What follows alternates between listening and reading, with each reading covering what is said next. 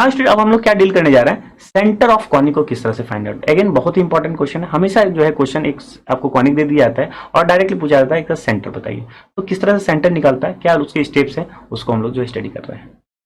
तो centre of conic, तो हम सबसे पहली बात तो एक जनरल इक्वेशन लिख ले कॉनिक की।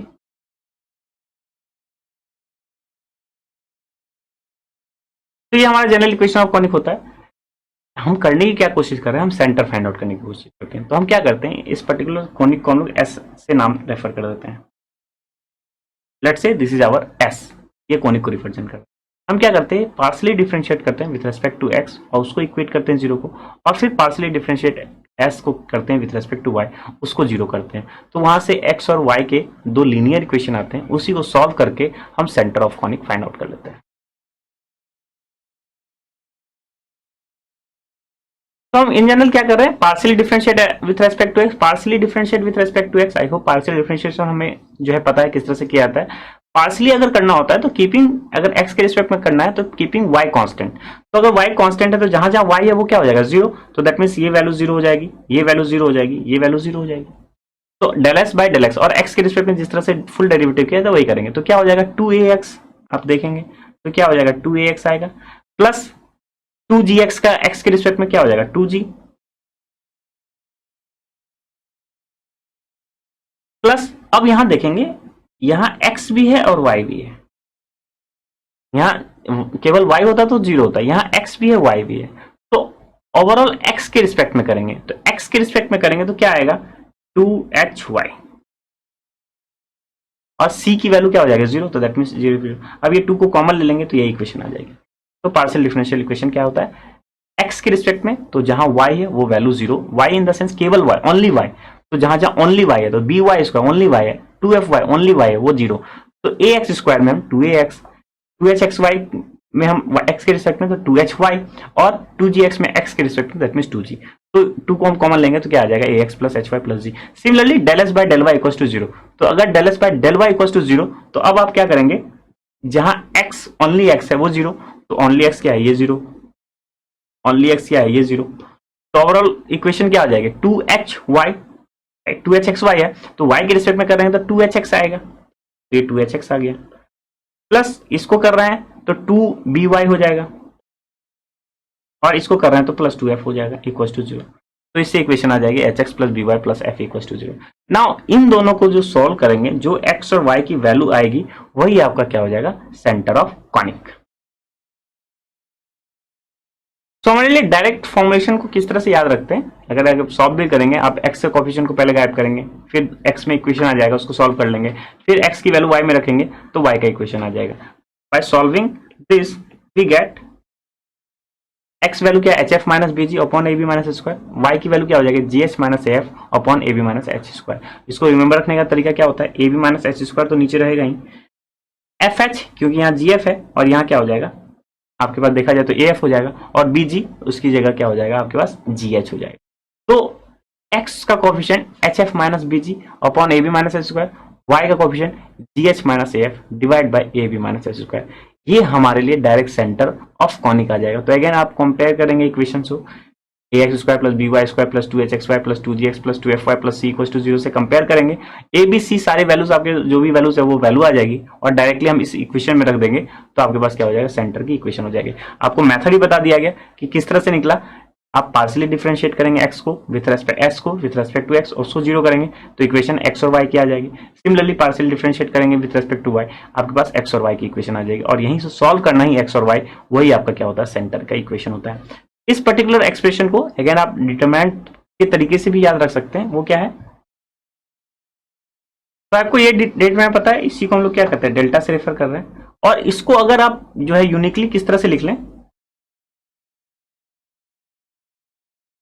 तो सिंस सिमेट्रिक है हमने क्या किया, ए एच जी यहां लिख लिया, A H G, H B F तो यहां भी लिख लिया एच बी एफ, और फिर हम क्या लिखेंगे, ए एच लिखेंगे, फर्स्ट रो के एलिमेंट लिखेंगे, दैट मीन्स ए एच।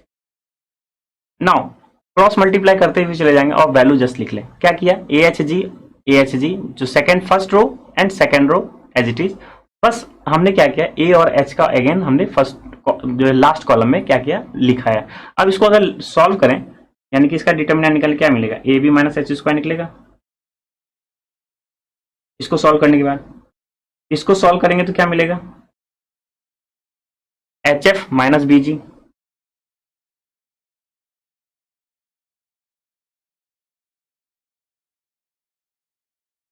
और अगर इसको सॉल्व कर लें हम लोग जी एच और ए एफ को, तो क्या मिलेगा,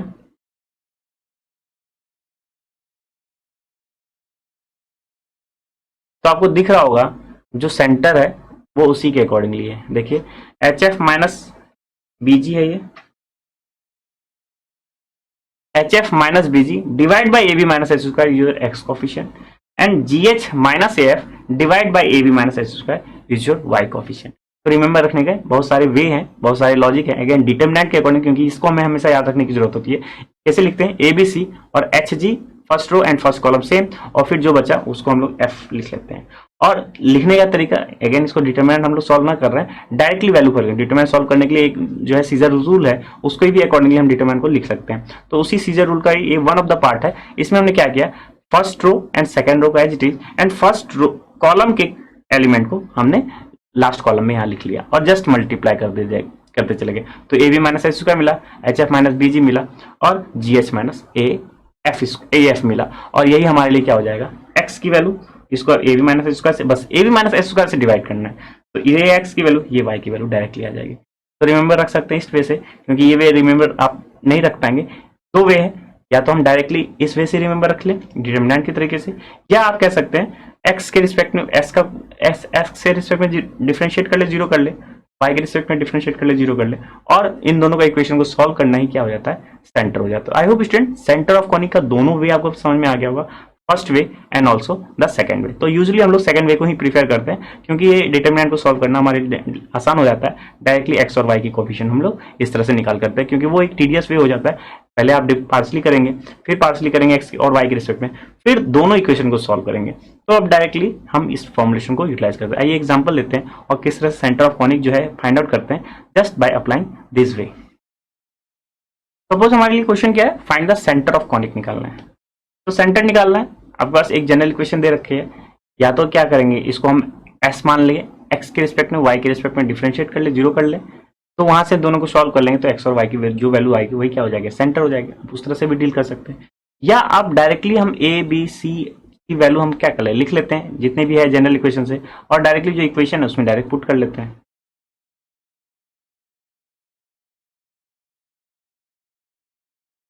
तो जनरल इक्वेशन क्या है हमारे लिए, A X square plus two H X Y plus B Y square plus two G X plus two F Y plus C equal to zero. अब इन दोनों को कंपेयर करके हम सारे कॉफिशिएंट निकाल लें, दैट मींस कॉफिशिएंट यानी कि अननोन कहते हैं, A H B G F और सी निकाल लें।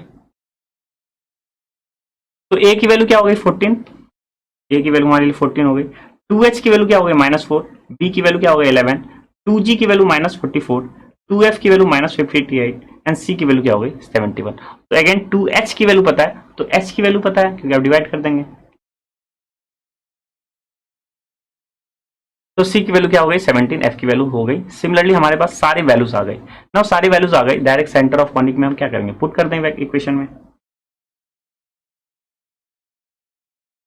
तो हमारे लिए इक्वेशन क्या थी, अभी हम लोगों ने देखा है H F minus B G upon A B minus H square, यही हमने लिखा है H F minus B G upon A B minus H square, G H minus A F divide by A B minus H square.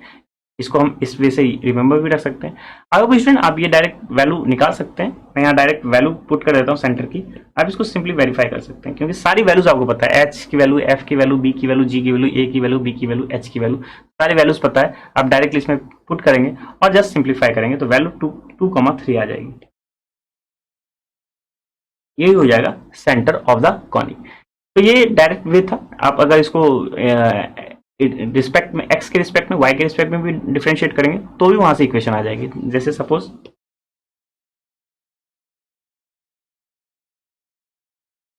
तो इसी को हम लोग क्या मान लेते हैं, एस मान लेते हैं, इसी कॉनिक को एस मान लेते हैं, और इसको पहले सबसे पहले एक्स के रिस्पेक्ट में डिफरेंशिएट कर दें।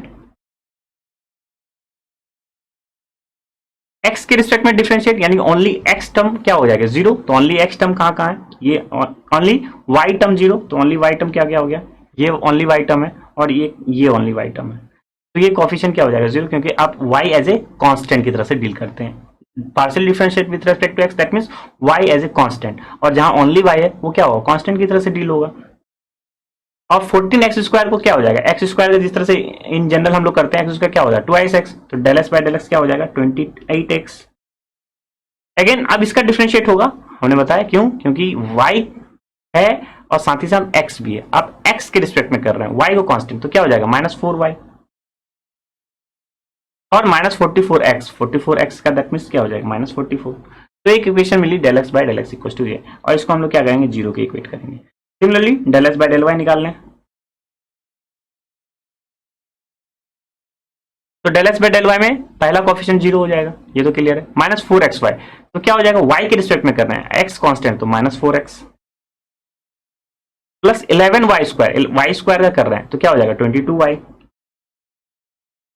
-44x, y के रिस्पेक्ट पर कर रहे हैं x कांस्टेंट, तो ये तो जीरो -58 और कांस्टेंट का तो क्या हो जाएगा जीरो, तो 71 का क्या हो जाएगा जीरो। तो ओवरऑल ये इक्वेशन आई। नाउ दो इक्वेशन आई 28x -4y -44 इक्वल टू 0, और एक इक्वेशन क्या आई -4x plus 22y -58 equal to 0। बस इन्हीं दोनों को सॉल्व करेंगे तो आपके पास x की वैल्यू और y की वैल्यू क्या हो जाएगी। तो ये भी एक सिंपल वे होता है, आप क्योंकि इसमें क्या हुआ एलिमिनेशन प्रोसेस लगाना पड़ रहा है। एलिमिनेशन प्रोसेस यानी x के कोएफिशिएंट को गायब करते हैं, फिर y के कोएफिशिएंट को गायब करते हैं, फिर अकॉर्डिंगली हम क्वेश्चन को सॉल्व कर लेते हैं। जिस तरह से दो अननोन दो इक्वेशंस की तो डील कर रहे हैं। अब आपको दिख रहा होगा x की वैल्यू 2 y की वैल्यू 3 रखेंगे, ये क्या हो जाएगा जीरो, क्योंकि 28 इंटू 2 56 -4 इंटू 3 दैट मीन्स 12, तो 56 -12 और फिर -44, तो ओवरऑल क्या हो जाएगा 44 -44 दैट मीन्स जीरो। सिमिलरली आप सेकंड इक्वेशन में भी देख सकते हैं x = 2 y = 3, इसका सोल्यूशन है, ये भी क्या हो जाएगा जीरो हो जाएगा। सो अगेन स्टूडेंट सेंटर निकालने के लिए आपके पास दोनों वे आपको पता होना चाहिए कि किस हिसाब से आप निकालेंगे, तो आप प्रीफर करेंगे किसी एक वे को। ये वे क्या है थोड़ा सा सिंप्लीफिकेशन इसमें है, क्योंकि HF - BG और बहुत बड़ी बड़ी वैल्यूज है। G की वैल्यू देखिए -22 है, A की वैल्यू क्या है 14 है, F की वैल्यू -29 है, तो एक सिंप्लीफिकेशन आपको करना पड़ेगा। आपको थोड़ा सा इसमें एरर नहीं करने की जरूरत है, एरर करेंगे तो आपके सेंटर की वैल्यू क्या हो जाएगी चेंज हो जाएगी। और ये मेथड एज कंपेरिजन टू थोड़ा सिंपलर हो जाता है जब कोफिशिएंट की वैल्यू थोड़ी वैल्यू क्या हो जाती है कम हो जाती है। और ये दो इक्वेशन दो अननोन है, इसके अकॉर्डिंगली हम क्या कर लेते हैं डील कर लेते हैं।